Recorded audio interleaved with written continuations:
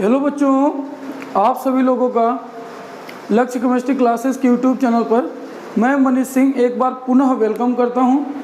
तो आज हम लोग इस वीडियो लेक्चर में वर्ग 18 के तत्व मीन्स ग्रुप 18 एलिमेंट्स के बारे में डिस्कस करेंगे। ठीक है, तो आज की इस वीडियो लेक्चर में हम लोग वर्ग 18 या ग्रुप 18 एलिमेंट के बारे में डिस्कस करेंगे। ठीक है, तो चलिए, इसमें जो एलिमेंट्स होते हैं बच्चों वह आपके हैं हीलियम। सबसे पहला जो एलिमेंट है वह हीलियम। ठीक है, हीलियम। दूसरा है बच्चों नियॉन। दूसरा आपका एलिमेंट है नियॉन। थर्ड है बच्चों ऑर्गन। थर्ड है ऑर्गन।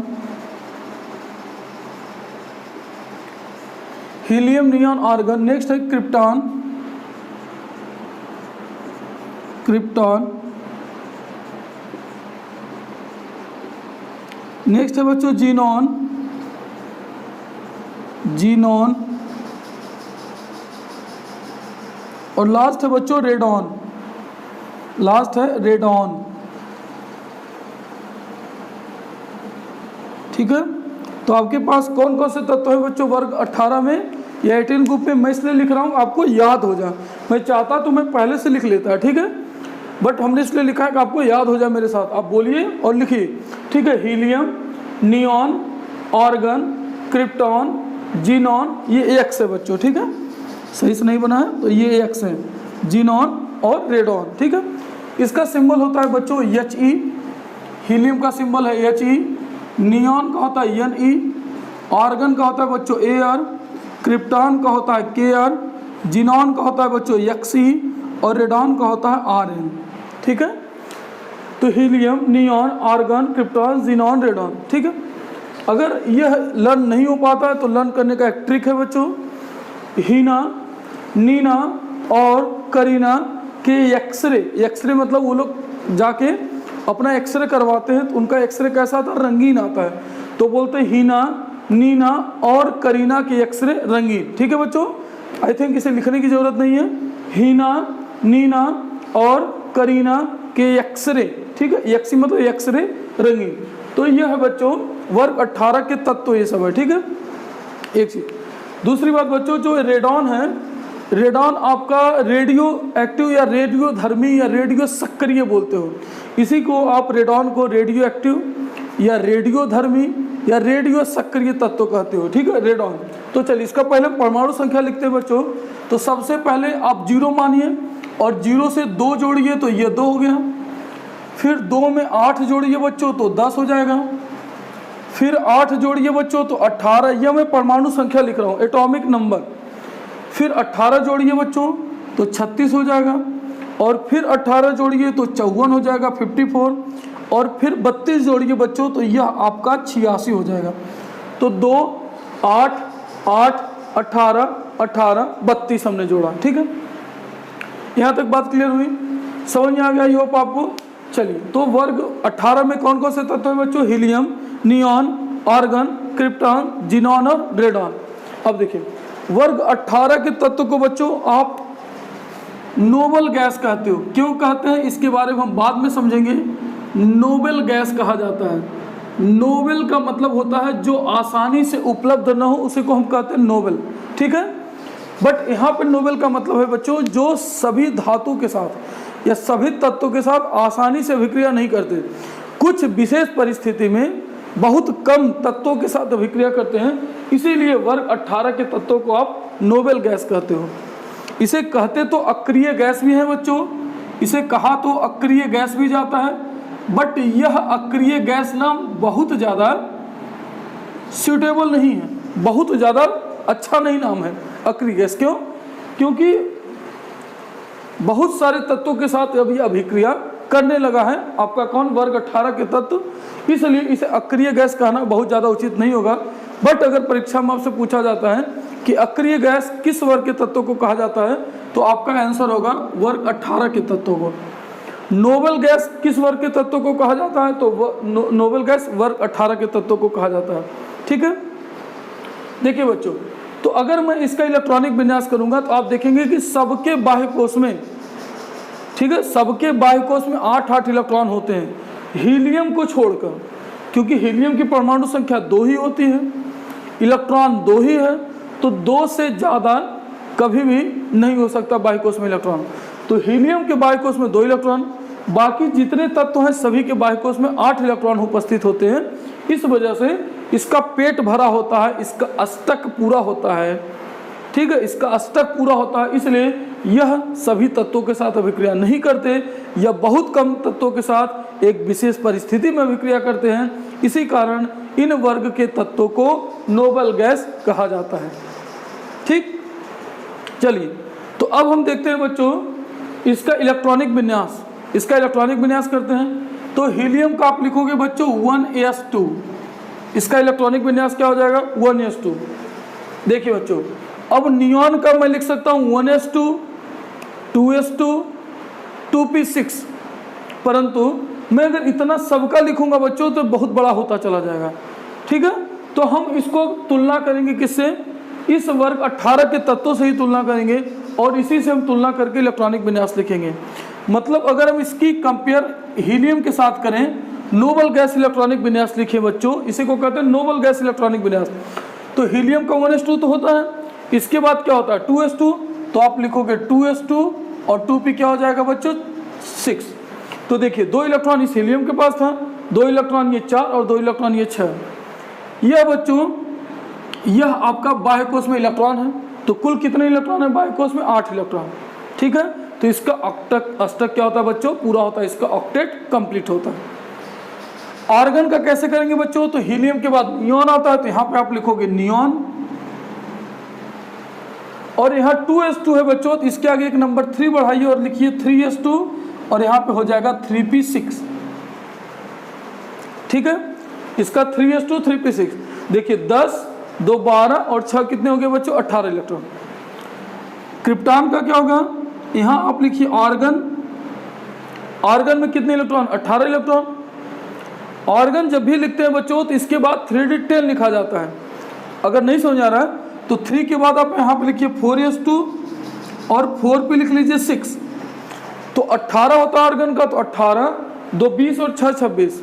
जबकि आपके पास इलेक्ट्रॉन कितने उपस्थित हैं बच्चों 36, मतलब 10 इलेक्ट्रॉन की कमी हो रही है। इसका मतलब साफ है कि 10 इलेक्ट्रॉन हमने कहीं पे छोड़ा है, और वो जो 10 इलेक्ट्रॉन है बच्चों वो हमारा आएगा 3d10 के रूप में, 3d10। तो argon 3d10 4s2 4p6। Clear है बच्चों। चलिए इसका इलेक्ट्रॉनिक विन्यास आप कैसे करोगे, तो आर्गन के बाद आप लिखोगे क्रिप्टॉन तक हमने कर लिया, क्योंकि हम नोबल गैस इलेक्ट्रॉनिक विन्यास कर रहे हैं। ठीक है, तो क्रिप्टॉन तक कर लिया। अब यहाँ 4s2 था बच्चों, तो यहाँ पे आप लिखोगे 5s2 और यहाँ पे 4 है बच्चों, तो यहाँ पे आप लिखोगे 5p6। दिख रहा है आपको, तो 5s2 और 5p क्या है बच्चों 6। अब देखिए तो क्रिप्टॉन का 36 होता है, हमने यहाँ पे लिखा भी है 36। तो 36 और 2 38 और 6 कितना होता है बच्चों 38 और 6 44। अब क्या होगा बच्चों 10 इलेक्ट्रॉन अभी भी कम है, तो 10 इलेक्ट्रॉन अभी भी कम है, तो आप यहाँ पे क्या लिखोगे 3d था, तो यहाँ पे लिखोगे आप 4d10। तो 4d10 5s2 और 5p6 इसका करेक्ट इलेक्ट्रॉनिक विन्यास है। अब रेडॉन का क्या होगा बच्चों, तो रेडॉन के लिए आप लिखोगे क्रिप्टॉन के बाद क्या है जीनॉन, तो यहाँ पे आप लिखो जीनॉन। जीनॉन आपने जैसे ही लिखा मतलब आपने 54 इलेक्ट्रॉन्स तक इलेक्ट्रॉनिक विन्यास पहले से कर लिया। अब यहाँ पे 4d10 है बच्चों, तो हम लिखेंगे 5d10। ठीक है, तो क्या लिखेंगे बच्चों 5d10 और क्या हो जाएगा बच्चों 6s2। क्यों 6s2 होगा, क्योंकि यहाँ 5 था तो यहाँ पे 6s2, तो मैं इसको लिखता हूँ 6s2। और उसके बाद क्या लिखूंगा बच्चों 6p6। ठीक है, अब देखिए यहाँ पे इलेक्ट्रॉन को आप काउंट करेंगे तो 54, 10 64 और 64 और 10 कितना हो गया बच्चों 74 ना, सही बोला मैंने। 54, 10 64, 2 66 और 66 4 70 और 2 कितना होता है बच्चों 72 इलेक्ट्रॉन। 72 इलेक्ट्रॉन हमने कर लिया, मतलब अभी भी कितना बचा है इसके पास 14 इलेक्ट्रॉन। तो यह जो 14 इलेक्ट्रॉन है बच्चों यह 4f14 के टर्म में लिखते हो आप 4f14। क्यों, क्योंकि आप 5d है बच्चों।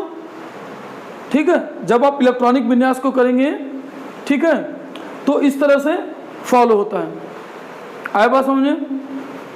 अगर आपको समझ में नहीं आ रहा है तो हमने आपको बताया होगा ऑफ-वाउ प्रिंसिपल या ऑफ-वाउ का नियम।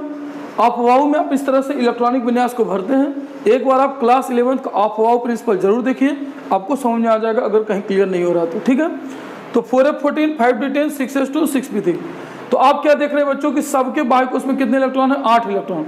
तो 8 इलेक्ट्रॉन होने के कारण इसका अष्टक पूरा है, इसका पेट भरा हुआ है, इसे इलेक्ट्रॉन और जरूरत नहीं है, जिसके वजह से हम क्या बोलेंगे बच्चों, यह नोबल गैस कहलाता है। अक्रिय गैस कहा जा सकता है क्योंकि कम तत्वों के साथ अभिक्रिया करती है, परंतु अक्रिय गैस कहना बहुत ज़्यादा उचित नहीं होगा, ठीक है। तो चलिए हमने समझ लिया, क्लियर है बच्चों।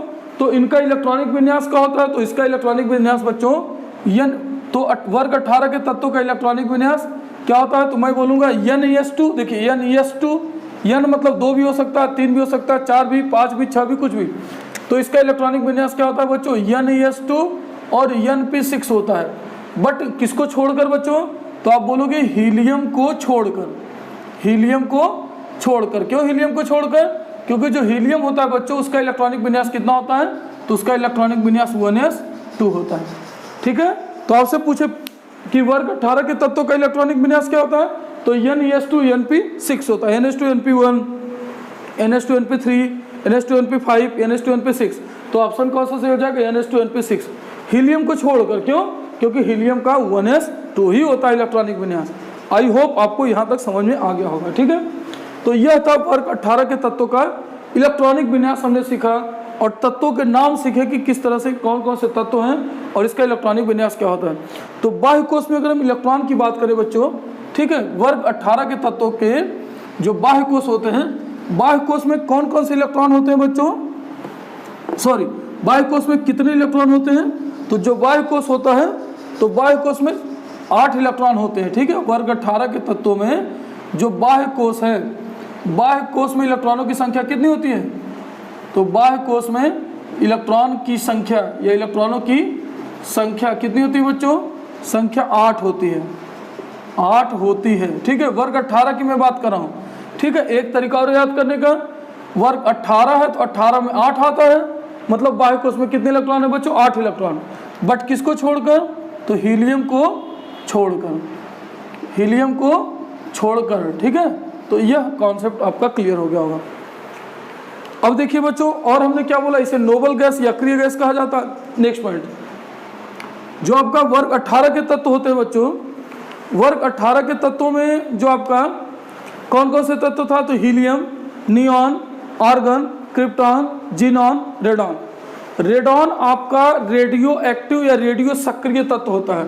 तो क्या लिखेंगे बच्चों?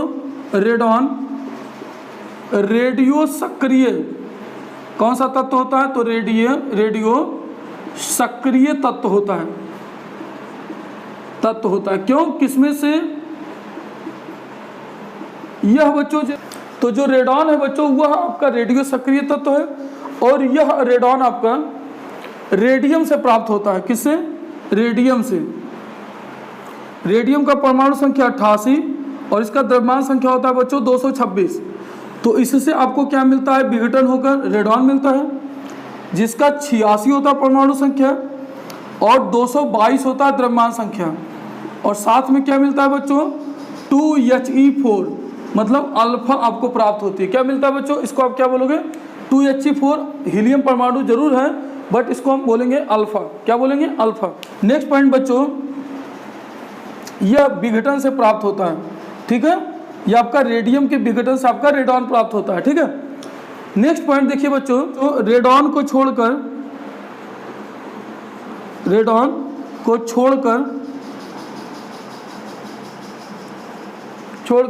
सभी तत्व क्या होता है बच्चों? जितने भी तत्व हैं, इस रेडॉन को छोड़कर सभी तत्व वायुमंडल में पाई जाती है, वायुमंडल में पाई जाती है, ठीक है। परंतु 1% केवल पाया जाता है, ठीक है, में पाई जाती है, अधिक नहीं पाया जाता। वायुमंडल का केवल 1% में उपस्थित होता है। कौन? आपका कौन सा तत्व? तो आपका हीलियम हो गया, या नियॉन हो गया, आर्गन हो गया, या फिर आपका क्रिप्टॉन और जीनॉन। ये सभी जो है बच्चों 1% में केवल पाए जाते हैं। बाकी आपका जो रेडॉन है, रेडॉन क्या है? यह आपका रेडियो सक्रिय तत्व है, इसलिए वायुमंडल में नहीं पाया जाता है। ठीक है, तो यहाँ तक हमने समझ लिया। अब देखेंगे बच्चों इसका परमाणु आकार। ठीक है, तो नेक्स्ट है बच्चों परमाणु आकार या परमाणु त्रिज्या। ठीक है, नेक्स्ट है बच्चों परमाणु त्रिज्या। वर्ग 18 के परमाणु त्रिज्या की बात करते हैं, ये इसी को हम बोलेंगे बच्चों एटॉमिक रेडियाई। Atomic radii. अब देखिए हमने बहुत पहले से कॉन्सेप्ट सीखा है बच्चों कि परमाणु त्रिज्या वर्ग में ऊपर से नीचे की ओर आने पर क्या होती है, घटती है या बढ़ती है? बढ़ती है। वर्ग में ऊपर से नीचे की ओर आने पर परमाणु त्रिज्या का मान क्या होता है बच्चों? बढ़ता है। ठीक है, क्योंकि कोषों की संख्या बढ़ती है, मतलब नाभिक और बाह्य कोष की दूरी बढ़ती जाती है, जिस वजह से क्या होता है बच्चों? देखिए जैसे हीलियम था तो हीलियम में केवल 2 इलेक्ट्रॉन, तो यह न्यूक्लियस के केवल एक कोष में इलेक्ट्रॉन होगा। नियॉन में 2 और 8 होता है, मतलब यह पहला कोष और यह दूसरा कोष, तो कोषों की संख्या बढ़ती जाएगी, अर्थात परमाणु त्रिज्या भी क्या होगा बच्चों? बढ़ता जाएगा। तो वर्ग में ऊपर से नीचे की ओर आने पर परमाणु त्रिज्या इसमें भी बढ़ती है, और बाएं से दाएं जाने पर क्या होती है बच्चों? घटती है। मतलब वर्ग 18 के तत्वों की बात करें तो सबसे छोटी परमाणु त्रिज्या किसकी होगी? वर्ग 18 के तत्वों की होगी।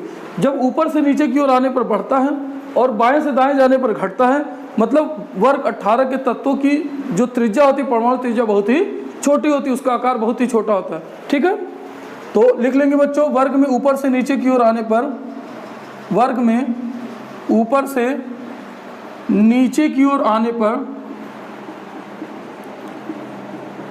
नीचे की ओर आने पर परमाणु त्रिज्या बढ़ता है। परमाणु त्रिज्या क्या होता है बच्चों? त्रिज्या बढ़ता है। ठीक है, और दूसरा पॉइंट क्या है बच्चों? क्यों बढ़ता है? तो कोषों की संख्या बढ़ती है। दूसरा, आवर्त सारणी में जो आपका परमाणु त्रिज्या की बात करें बच्चों, तो वर्ग 18 का क्या होता है? बहुत ही कम होता है। क्यों कम होता है? क्योंकि बाएं से दाएं जाने पर बढ़ता है और ऊपर से नीचे आने पर बढ़ता है, और बाएं से दाएं जाने पर क्या होता है बच्चों? घटता है। ठीक है, तो हमने लिखा वर्ग में ऊपर से नीचे की ओर आने पर परमाणु त्रिज्या बढ़ता है, तो बाएं से दाएं जाने पर घटता है, मतलब वर्ग 18 की परमाणु त्रिज्या क्या होती है? बहुत ही कम होती है। ठीक है, तो वर्ग 18 की परमाणु त्रिज्या क्या होता है बच्चों? बहुत कम होता है। त्रिज्या बहुत कम होता है या बहुत छोटा होता है। ठीक है बच्चों, आया समझ में बात? तो यह हो गया इसका पॉइंट। नेक्स्ट है बच्चों आयनन एंथैल्पी का कॉन्सेप्ट सीखते हैं। नेक्स्ट है आयनन एंथैल्पी।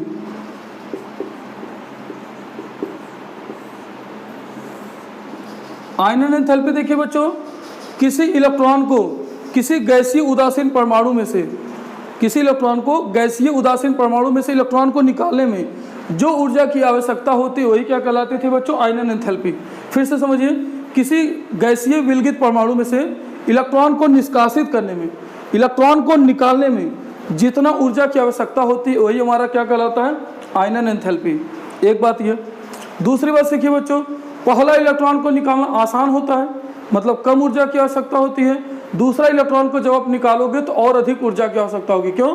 अगर सपोज करो यह आपका नाभिक है, तो आप जब नाभिक के और पास जाओगे तो इलेक्ट्रॉन को निकालने में और ज़्यादा ताकत लगेगी, तो दूसरा इलेक्ट्रॉन निकालने में हमेशा तो प्रथम आयनन एंथैल्पी का मान कम होता है, द्वितीय आयनन एंथैल्पी का मान और अधिक होता है। और अगर यह बच्चों, अगर यह नाभिक है और आप क्या करें और पास जा रहे हो, ठीक है, आप और पास जा रहे हो नाभिक के, तो अगला इलेक्ट्रॉन मतलब तीसरा इलेक्ट्रॉन निकालने में और ज़्यादा ऊर्जा लगेगी। तो इसलिए बोलते हैं प्रथम आयनन एंथैल्पी का मान कम होता है, फिर दूसरा का उससे भी ज़्यादा और तीसरा का उससे भी ज़्यादा होता है। ठीक है, तो आयनन एंथैल्पी की बात होगी। तो आयनन एंथैल्पी वर्ग में आने ऊपर से नीचे की ओर आने पर क्या होती है बच्चों? घटती है। ठीक है, क्यों घटती है? क्योंकि क्या होता है? नाभिक बढ़ता जाता है, मतलब नाभिक से बाह्य कोष की दूरी, नाभिक से बाह्य कोष की दूरी बढ़ती है, और जैसे जैसे दूरी बढ़ेगी इलेक्ट्रॉन को निकालना हमारे लिए आसान होता जाएगा। तो ऊपर से नीचे की ओर आने पर आयनन एंथैल्पी का मान घटता है, जबकि बाएं से दाएं जाने पर आयनन एंथैल्पी का मान बढ़ता है। मतलब वर्ग 18 के तत्वों का आयनन एंथैल्पी का मान क्या होगा बच्चों? हमेशा अधिक होगा। समझ में आया नहीं? फिर से समझिए। तो ऊपर से नीचे की ओर आने पर क्या होता है? आयनन एंथैल्पी का मान घटता है। तो वर्ग में, मैं वर्ग 18वें की बात कर रहा हूँ यहाँ पे, ठीक है। तो वर्ग में ऊपर से नीचे की ओर आने पर, ऊपर से नीचे की ओर आने पर, नीचे की ओर आने पर आयनन एंथैल्पी का मान घटता है। आयनन एंथैल्पी का मान क्या होता है बच्चों? आयनन एंथैल्पी का मान क्या होता है? घटता है, ठीक है। क्या होता है? घटता है, ठीक है। दूसरी बात, तो बाएं से दाएं जाने पर बढ़ेगा, और जब बाएं से दाएं जाने पर बढ़ेगा मतलब 18वें वर्ग का आयनन एंथैल्पी का मान क्या होगा बच्चों? सर्वाधिक होता है या सबसे अधिक होता है, ठीक है। तो वर्ग 18 का आयनन एंथैल्पी का मान, वर्ग 18 के आयनन एंथैल्पी का मान, आयनन एंथैल्पी का मान क्या होता है बच्चों? अधिक होता है। आयनन एंथैल्पी अधिक होता है, ठीक है बच्चों। तो यह हो गया आपका सेकंड पॉइंट। तो हमने सीखा आयनन एंथैल्पी के बारे में। इसके बाद देखते हैं बच्चों नेक्स्ट, इलेक्ट्रॉन लब्धि एंथैल्पी क्या कहता है, ठीक है। तो नेक्स्ट है बच्चों इलेक्ट्रॉन लब्धि एंथैल्पी। नेक्स्ट है इसके बाद इलेक्ट्रॉन लब्धि एंथैल्पी। तब तक आप सोचिए बच्चों कि इलेक्ट्रॉन लब्धि एंथैल्पी किसको बोलते हैं, ठीक है, किससे प्रदर्शित करते हैं, तथा इसकी वैल्यू ऋणात्मक होती है धनात्मक होती है। इलेक्ट्रॉन लब्धि एंथैल्पी, ये इसी को बच्चों इंग्लिश में मैं बोलूँगा electron gain enthalpy. This is also known as electron gain enthalpy, gain enthalpy. इसको लिखते हैं बच्चों डेल्टा EgH से। इलेक्ट्रॉन मतलब इलेक्ट्रॉन को लेना, इलेक्ट्रॉन मतलब इलेक्ट्रॉन, गेन मतलब लेना, ठीक है, और H मतलब ऊष्मा में परिवर्तन या ऊर्जा में परिवर्तन। चलिए बच्चों, तो इलेक्ट्रॉन गेन एंथैल्पी या इलेक्ट्रॉन लब्धि एंथैल्पी किसको बोलते हैं, ठीक है। आयनन एंथैल्पी को आयोनाइजेशन एंथैल्पी बोलते हैं इंग्लिश में। चलिए, इलेक्ट्रॉन लब्धि एंथैल्पी डेल्टा EgH किसी उदासीन परमाणु में, किसी उदासीन परमाणु में इलेक्ट्रॉन को प्रविष्ट कराने में, किसी उदासीन परमाणु में जो इलेक्ट्रॉन को प्रविष्ट कराया जाता है, इंटर करवाया जाता है, उसमें प्रवेश कराया जाता है, तो जितना ऊर्जा मुक्त होता है, जितना ऊर्जा मुक्त होता है वही कहलाता है क्या? इलेक्ट्रॉन लब्धि एंथैल्पी। बात समझ में आई? फिर से सुनिए, किसी उदासीन परमाणु में इलेक्ट्रॉन को प्रविष्ट कराने में, इलेक्ट्रॉन को प्रवेश कराने में, इलेक्ट्रॉन को इंटर कराने में जितना ऊर्जा मुक्त होती है वही कहलाती है इलेक्ट्रॉन लब्धि एंथैल्पी। अभी तक हमने जब पढ़ाया था तो आपको बताया था इलेक्ट्रॉन लब्धि एंथैल्पी का मान क्या होता है बच्चों? तो इलेक्ट्रॉन लब्धि एंथैल्पी का मान ऋणात्मक होता है। परंतु यहाँ ध्यान दीजिएगा, वर्ग 18 एक ऐसा वर्ग है बच्चों जहाँ इलेक्ट्रॉन लब्धि एंथैल्पी का मान धनात्मक होता है। क्यों? क्योंकि इसका पेट पहले से भरा हुआ है, इसका पेट पहले से भरा, इसका अष्टक पूरा है, और जब अष्टक पूरा है बच्चों, आप ऊपर से और इलेक्ट्रॉन दे रहे हो, आप ऊपर से और इलेक्ट्रॉन दे रहे हो, तो इसलिए इसकी वैल्यू क्या हो जाएगी बच्चों? धनात्मक हो जाएगी, न कि ऋणात्मक। क्लियर है कॉन्सेप्ट? चलिए नोट करते हैं। तो इलेक्ट्रॉन लब्धि एंथैल्पी वर्ग में ऊपर से नीचे की ओर आने पर घटती है, जैसे आयनन एंथैल्पी घटता है, जैसे विद्युत ऋणात्मकता घटती है, ठीक है। तो चलिए, तो क्या लिखेंगे बच्चों इसके बारे में? वर्ग में ऊपर से नीचे की ओर आने पर, तो वर्ग में ऊपर से मतलब कहाँ से? बाहर से। ऊपर से मतलब oxygen, sulphur, selenium, tellurium, polonium. तो वर्ग में ऊपर से नीचे की ओर आने पर, नीचे की ओर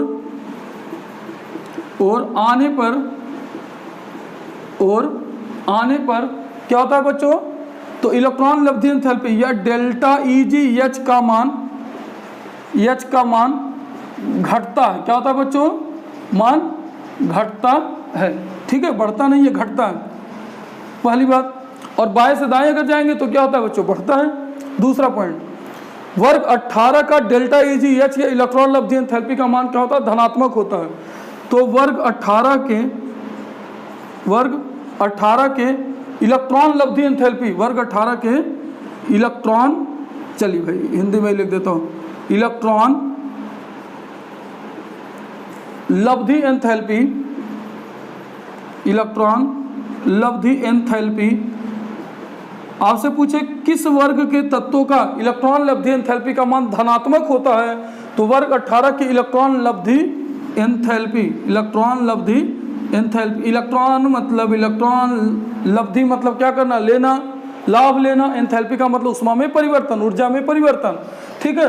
तो वर्ग 18 की इलेक्ट्रॉन लब्धि एंथैल्पी का मान क्या होगा बच्चों, धनात्मक होता है, धनात्मक, धनात्मक, इसी को आप बोलते हो इंग्लिश में पॉजिटिव होता है, ठीक है। क्यों ऐसा होता है बच्चों, क्योंकि इसका अष्टक क्या होता है, पहले से पूरा होता है, ऊपर से आप और इलेक्ट्रॉन दे रहे हो और इलेक्ट्रॉन दे रहे हो, तो इसका वैल्यू क्या होगा बच्चों, धनात्मक होगा, ठीक है। जबकि सभी में क्या होता है, इलेक्ट्रॉन की जरूरत होती है, सभी को इलेक्ट्रॉन चाहिए, आप इलेक्ट्रॉन दे रहे हो तब तो खुश हैं, ठीक है। तो उसके लिए क्या होगा, तो वहाँ पे ऋणात्मक, जबकि यहाँ पे धनात्मक। क्यों, इलेक्ट्रॉन पहले से भरे हैं, ऊपर से तुम और ठूस रहे हो और ठूस रहे हो और ठूस रहे हो, तो क्या होगा बच्चों, इलेक्ट्रॉन दोगे तो यहाँ पे वैल्यू क्या होगी, धनात्मक होगी, ठीक है। तो इस बात का ध्यान रखिएगा। क्लियर हो गया ना, इलेक्ट्रॉन लब्धि एंथैल्पी, ठीक है। तो ये था कॉन्सेप्ट। तो अब हम लोग सीखेंगे इसके भौतिक गुण के बारे में, ठीक है। तो वर्ग 18 के भौतिक गुण, ये इसी को बोलते हैं बच्चों आप फिजिकल प्रॉपर्टीज, ठीक है। तो अब हम लोग भौतिक गुण के बारे में सीखेंगे, भौतिक गुण, इसी को हम बोलते हैं फिजिकल प्रॉपर्टीज, इसी को बोलेंगे फिजिकल प्रॉपर्टीज।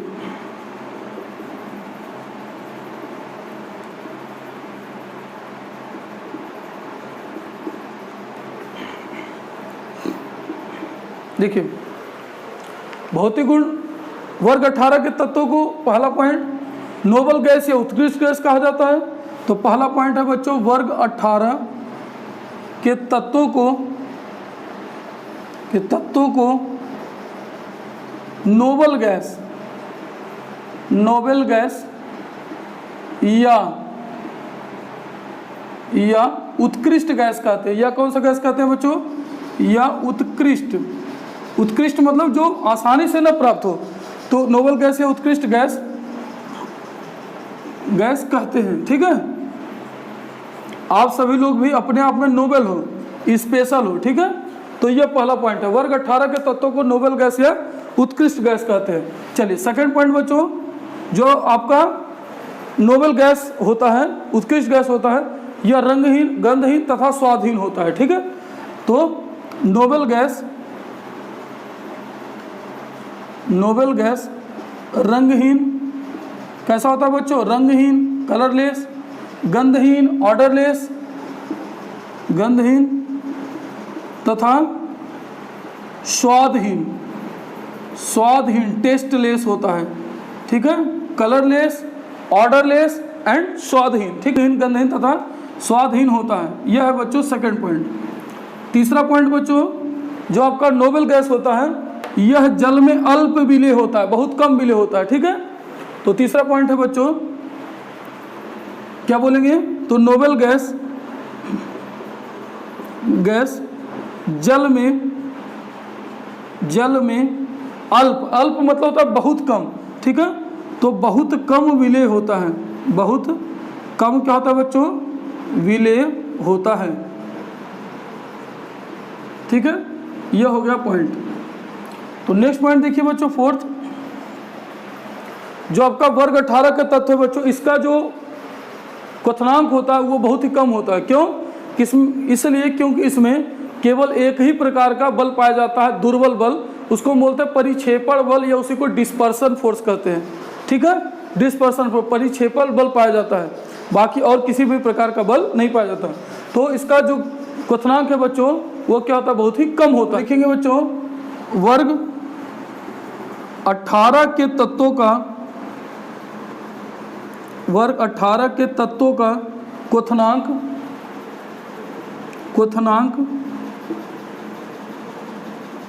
का मतलब है बच्चों बॉइलिंग, ठीक है, बॉइलिंग पॉइंट जिसको बोलते हो। गलनांक का मतलब होता है मेल्टिंग, और क्वथनांक का मतलब है उबलना, ठीक है। मेल्ट का मतलब पिघलना और क्वथनांक का मतलब है उबलना। तो क्वथनांक बहुत कम होता है, क्या होता है बच्चों, बहुत कम होता है, क्यों कम होता है? क्योंकि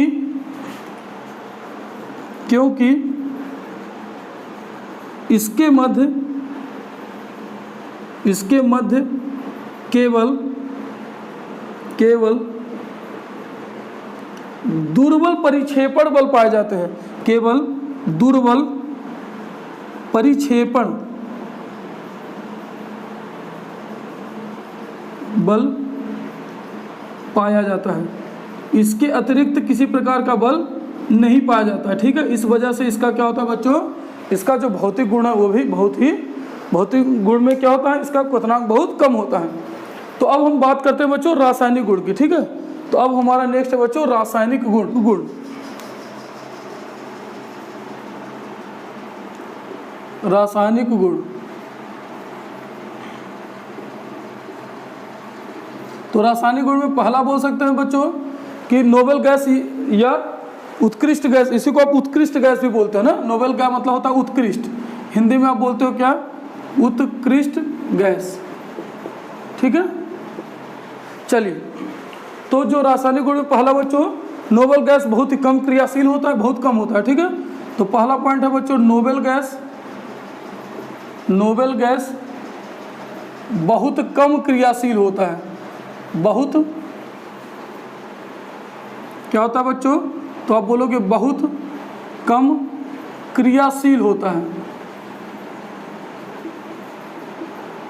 बहुत कम क्या होता है? क्रियाशील होता है, पहला पॉइंट।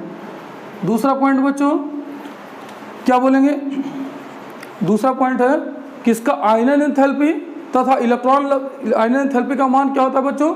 ऊपर से नीचे की ओर आने पर घटता है और बाएं से दाएं जाने पर क्या होता है बच्चों? बढ़ता है, तो अधिक होता है, ठीक है। तो आयनन एंथैल्पी का मान अधिक होता है। इसके आयनन एंथैल्पी का मान क्या होता है बच्चों? अधिक होता है। का मान क्या होता है? अधिक होता है। यह है बच्चों सेकंड पॉइंट, अधिक होता है, ठीक है। यह क्या है बच्चों? Second point. तीसरा, इलेक्ट्रॉन लब्धि एंथैल्पी का मान क्या होता है बच्चों? धनात्मक होता है। तो थर्ड पॉइंट है इसके मतलब वर्ग 18 के, इसके इलेक्ट्रॉन लब्धि एंथैल्पी का मान,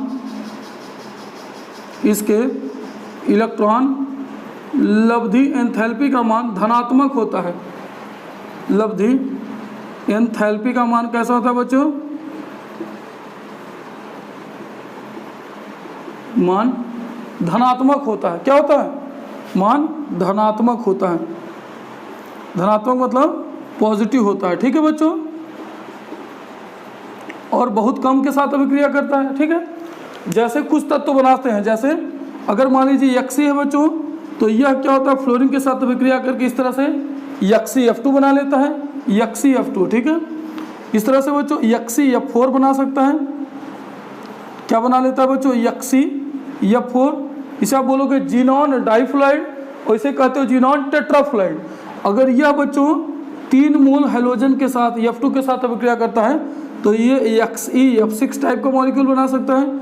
इसे हम बोलते हैं जीनॉन हेक्साफ्लोराइड, ये जीनॉन डाइफ्लोराइड, ये जीनॉन टेट्रा का मतलब 4, तो टेट्राफ्लोराइड, और जीनॉन 6 का मतलब होता है हेक्सा, तो जीनॉन हेक्साफ्लोराइड, ठीक है।